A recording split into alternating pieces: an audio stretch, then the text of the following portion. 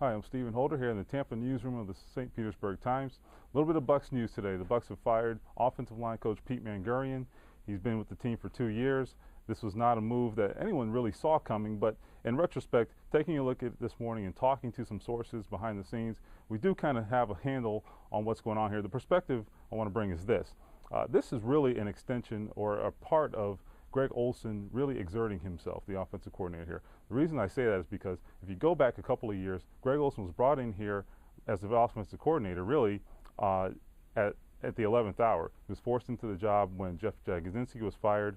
Ironically, was not interviewed for the job when it was open originally by Mark Dominic.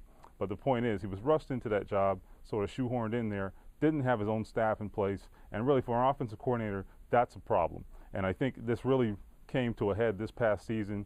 In talking to some people, we learned that there were some different philosophies that didn't mesh, and I think at times that started to have an impact on the game plan and sort of the preparation for games this season. So that was certainly something that I think Greg Olson felt that probably had to be dealt with, and they have dealt with it very swiftly. The Bucs are going to move, it looks like, to hire former Vikings offensive line coach Pete Morris.